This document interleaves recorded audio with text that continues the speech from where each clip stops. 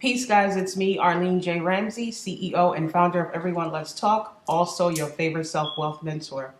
I'm giving you a bit more of an update on what I think, my thoughts in regards to the Kevin Hart situation. Um, they wanted him to apologize. They said that they didn't believe his apology was genuine because he did not break down the reasoning for his apology, or even talked about how what he said could have affected or pertained to youths, or let's just say his statements about not wanting his son to be gay didn't take into account that there were many youths who were gay who, when they came forward to their parents, have been kicked out of their homes, have been homeless, have been bullied, and been left to the curbside to deal with a treacherous life. Now, I totally get that and understand where they were coming from. However, they're asking for Kevin Hart to go ahead and go into complex detail about his apology.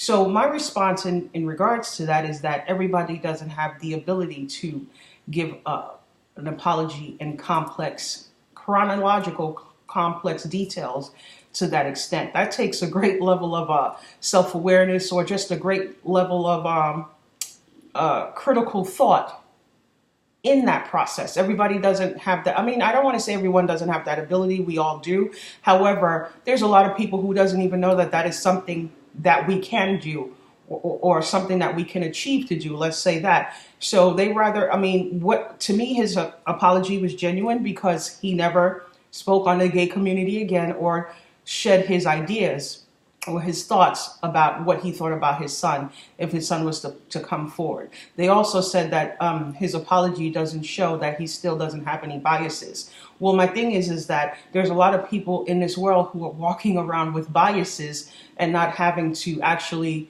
tell what their biases are. I mean, their whole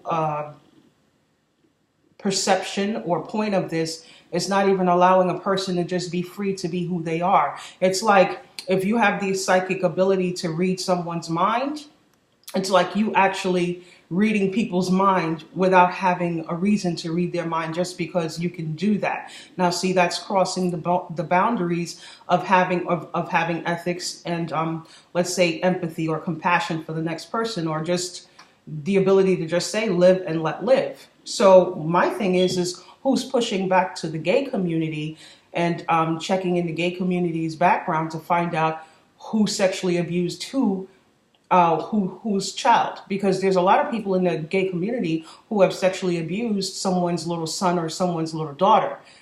All of you don't have squeaky clean backgrounds. How come the gay community has not questioned the Christian church?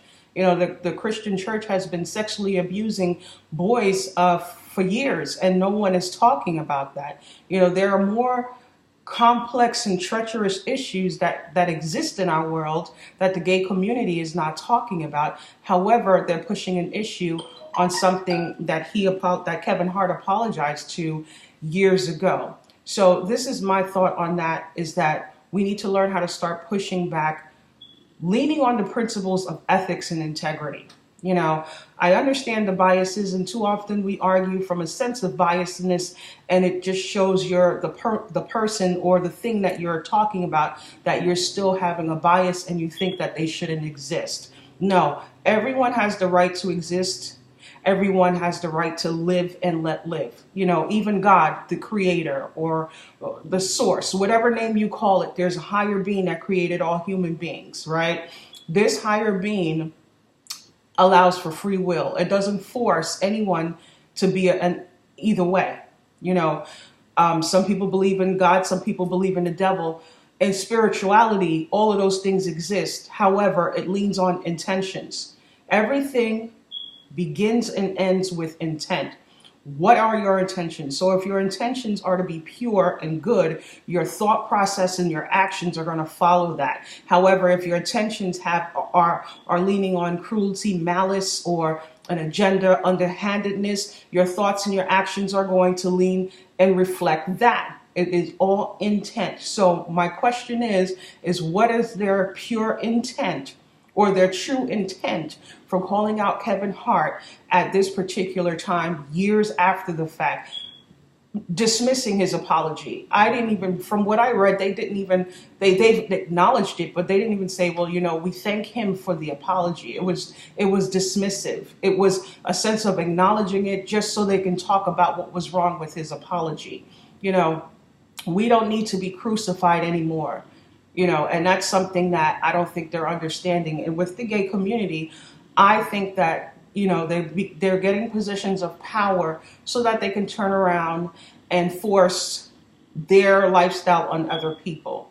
I believe that the gay community is somewhat cynical to a sense and is still holding grudges and rage because of how the world has treated them.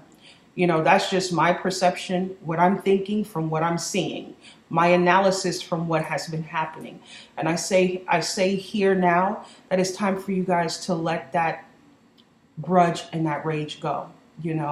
Don't take that to the grave with you, and don't become what you hate or what you hated. It is so easy to become that. Don't become that. Live and let live, and lie on principle and intentions. Okay? And I'm going to leave you guys with that. Peace.